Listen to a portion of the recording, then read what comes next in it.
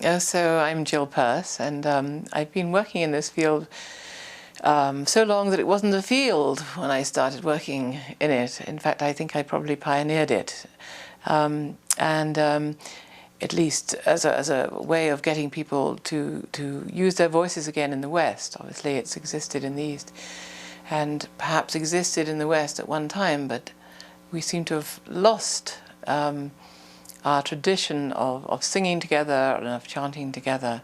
And so I've been trying over the last 30 years to reintroduce this as a way of recreating community, in fact, creating sonorous communities, and getting people to rediscover the lost voice. So I feel this is something that we have to do, really. It's a form of, I think of it as a kind of re-enchanting of the world in the real sense, which is that to chant means to make magical through chanting. So I've taken it quite literally. And since we've stopped singing, we've stopped chanting, our lives are disenchanted. So my aim is to re-enchant. And I think this is beginning to happen as more and more people are waking up to it and beginning to use sound.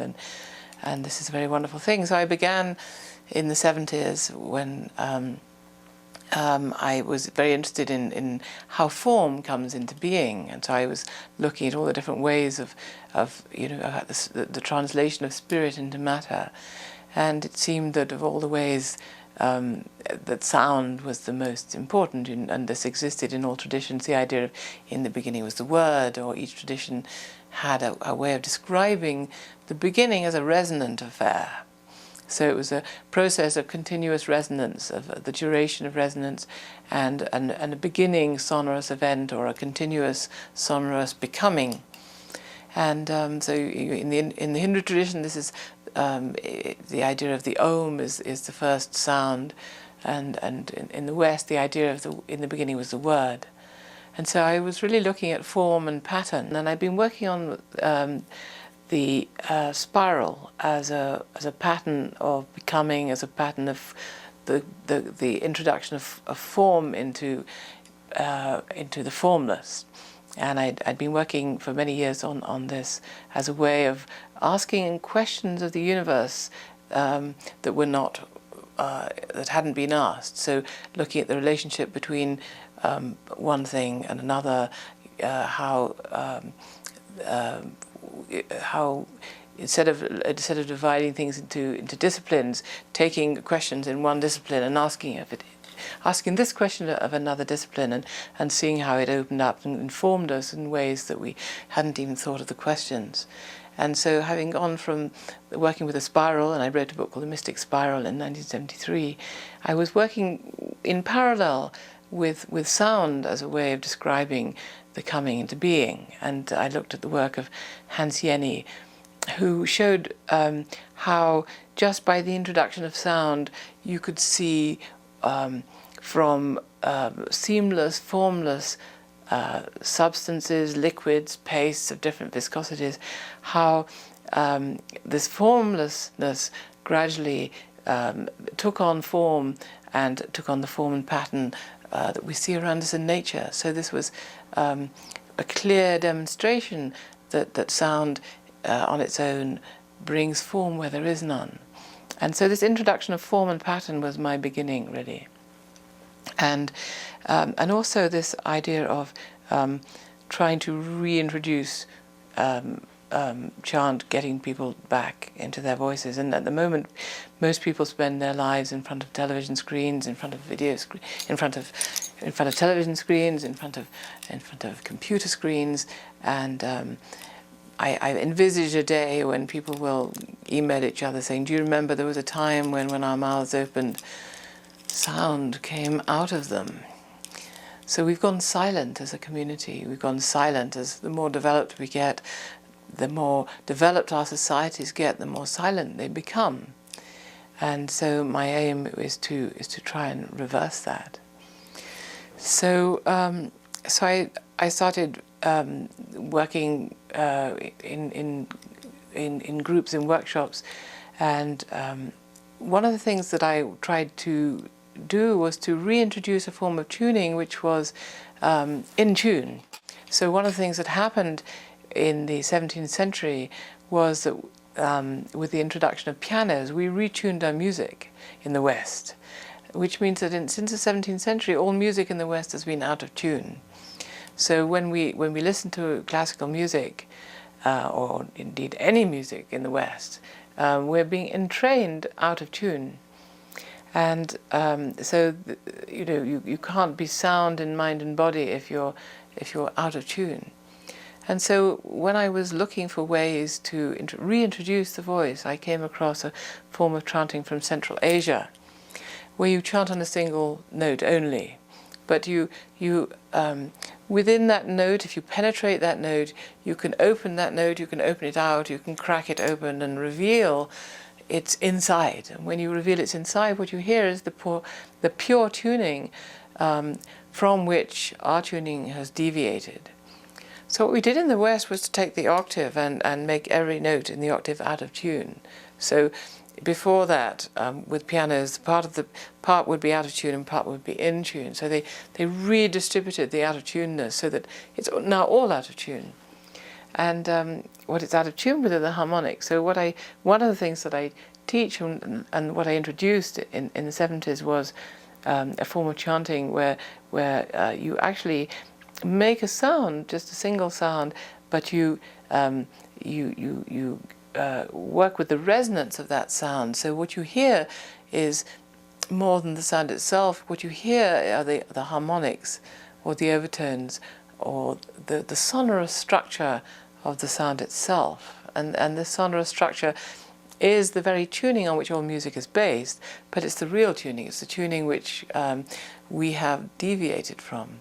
And so when you allow people to work with this, then what happens is that they discover, that their different parts of them become in tune.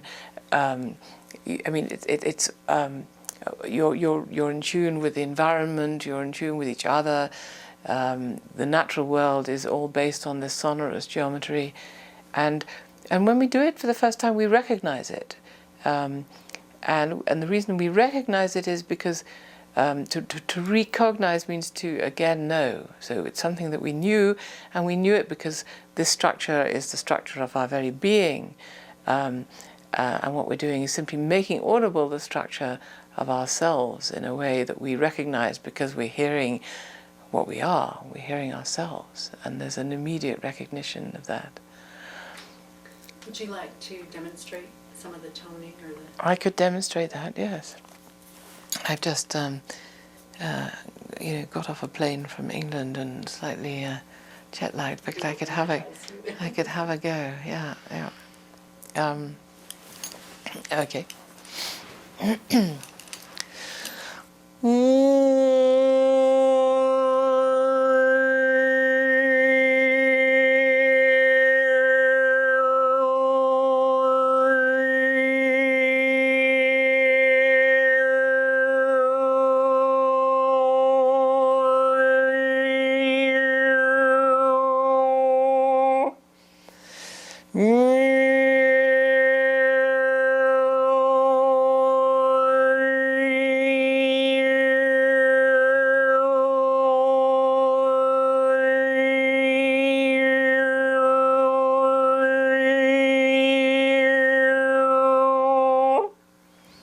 So you can hear there's a single note. That's one note.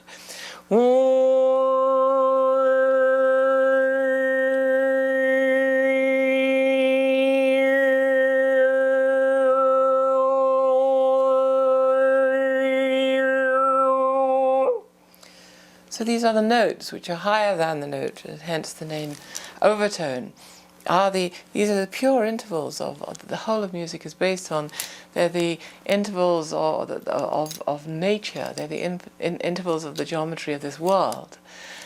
And so when we hear this, or even better, when we make it, then we are retuning ourselves with the geometry of the world, and only then can we really be in tune.